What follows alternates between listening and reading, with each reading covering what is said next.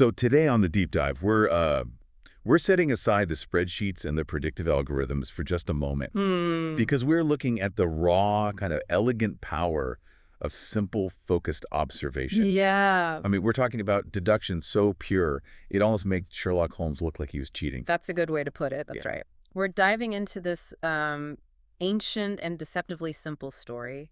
It's often called the wisdom of the observant boy. Okay. And it's just a perfect case study in how to be genuinely well-informed, not by having direct data, but by, mastering the art of inference. So our source material is this one powerful fable, and the mission today is really to unpack its central challenge, Right. which is, how do you construct a complete, accurate profile of something you have never actually seen?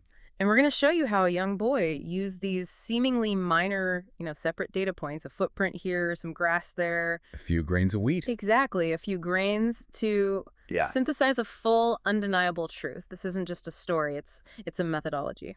A methodology for putting information together quickly and accurately. It's the ultimate shortcut to understanding, really. Yeah. Learning to read the evidence trail that the world leaves behind. So let's set the scene. Imagine a very tired traveler, a man heading towards a distant village. Okay. He's relying on his donkey, which is, dutifully carrying these two enormous sacks of wheat. The sun's hot, the road is long. A long travel day. And the man makes a simple but a very costly mistake. No.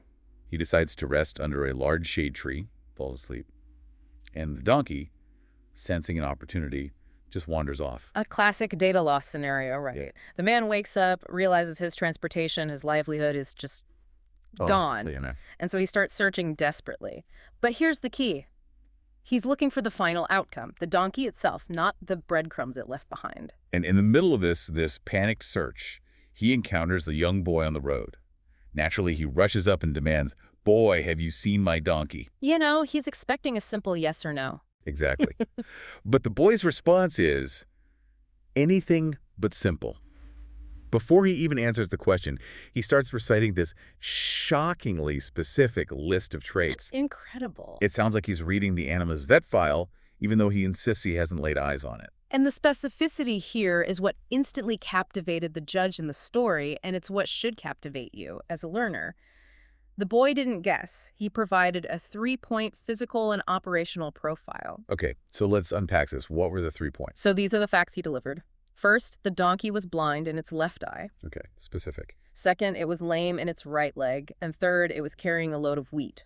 I can just picture the man's face, this rapid emotional roller coaster. First disbelief, then just incredible relief. Oh, absolutely. He's thinking, this kid is an angel. He's seen the exact donkey I lost. Yes, so he says, yes, that's him exactly. So tell me, where did you see it go? And then comes the twist, the thing that turns this simple search into, a legal conflict. Right. The boy calmly just says, I have not seen it. And that relief it crashes immediately into fury. And this is where we, as the informed audience, really need to pause for a second. Why? Yeah, why does he jump straight to rage? He has perfect data. He knows his donkey is lame in the right leg, blind in the left eye, and carrying wheat. The evidence is a perfect match. This raises an important question.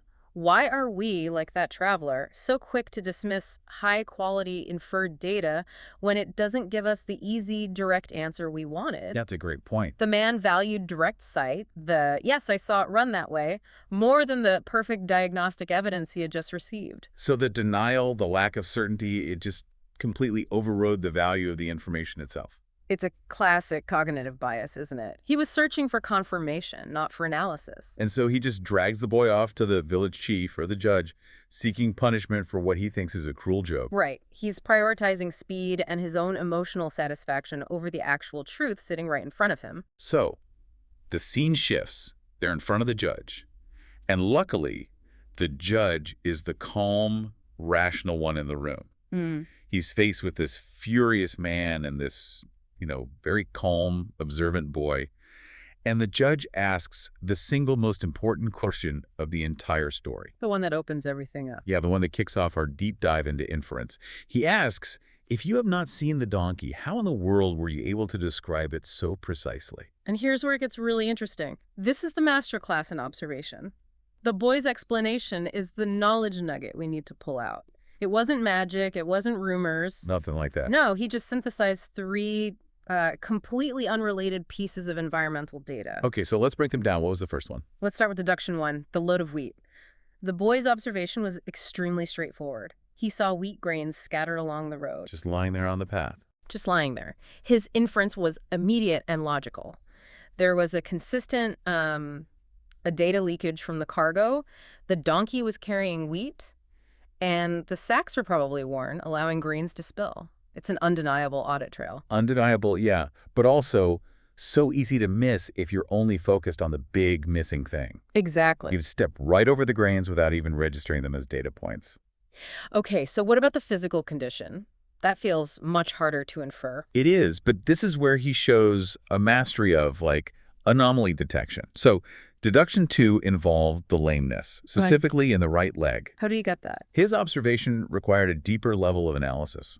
He was looking at the pattern of the footprints on the dirt road. Oh, okay. He noted that 3 of the 4 footprints showed a consistent depth. That established the baseline, the normal gait. Right. But the 4th footprint, the one for the right leg, was consistently deeper than the others. Deeper. So what did that tell him? His inference was that the animal was placing uneven pressure. To make a deeper mark, it had to be favoring that leg, which means it was injured or lame. He mapped physical strain directly from the ground. That is robust analysis. He's not just seeing a footstep, he's measuring weight distribution to diagnose a condition. Exactly. But I have to ask, what about the third one? The blindness. Isn't that a bit too reliant on luck? I mean, what if the donkey just happened to prefer the grass on the right side of the path? That's an excellent point, and that's actually why the synthesis is so important. If he'd only seen one little patch of grass eaten on the right, yeah, that could be arbitrary. It's just a coincidence. But what he observed was a consistent pattern over a distance. So, deduction 3, the blindness in the left eye, came from that. Okay, so what was the observation? He saw the grass along the path. The grass on the right side of the road had been eaten, showing grazing behavior. Right. But crucially, the grass on the left side of the road was completely untouched. And not just in one spot, but along the entire distance he'd observed. So the story isn't in what happened, it's in what didn't happen. It's the negative space telling the full story. Exactly. That's a perfect way to put it. His inference was that the animal was only grazing what it could see, because the donkey, while walking, had ignored a consistent, available food source on one side. It strongly implied a visual impairment. Wow. So when you connect all 3 points, the weight anomaly, the dropped cargo, and the one-sided grazing, you move beyond coincidence. You establish a clear, unified narrative, a specific, identifiable animal. Yes. That's the beauty of it. The combination of those 3 indirect observations built a profile more reliable than a quick glance could ever be. He identified the animal's identity, its physical state, and its cargo, all without that direct visual confirmation. I mean, think about that in terms of your own work. Yeah.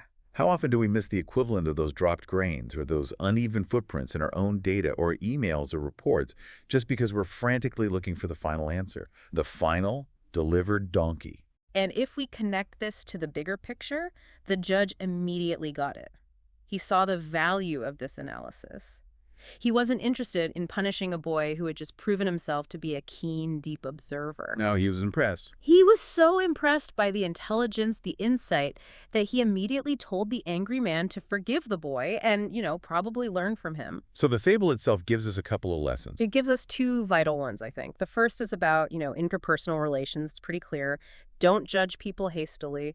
Don't assume bad intent where wisdom might be at play. The man assumed it was mockery. And the reality was brilliance. And the second, deeper lesson, the one we're really here for, is about data integrity.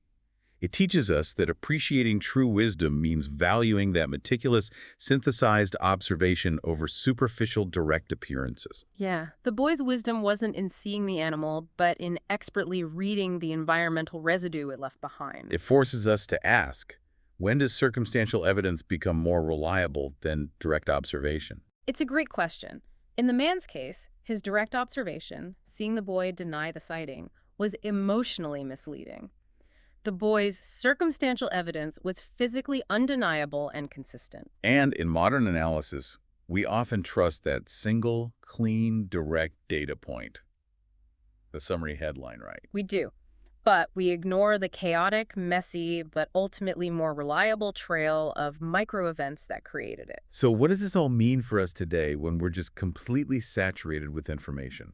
Well, I think the cool takeaway is that true understanding doesn't always come from seeing the final result, whether that's a lost donkey or a failed project. It comes from expertly reading that evidence trail. Exactly. If you're trying to figure out why a strategy failed, you can't just look the final negative number. You have to look for the deep footprints, the scattered wheat, and the untouched grass. Because those observational skills are fundamentally about connecting disparate streams of data to spot the emerging pattern. The boy didn't treat the grass, the footprint, and the grains as three isolated facts. No, he integrated them. He integrated them into a coherent, holistic narrative of the donkey's state. And that ability to synthesize, to connect the dots between things that don't look related, is absolutely essential for anyone who wants to be well-informed and, ahead of the curve. So the boy's methodology was simple, but just profoundly powerful. Observation, then inference, leading to synthesis. He proved that circumstantial evidence, when you analyze it properly, can build a complete truth. A truth that stands up against immediate appearances. Yeah. And that's the final thought we want to leave you with, building on the story's brilliant resolution.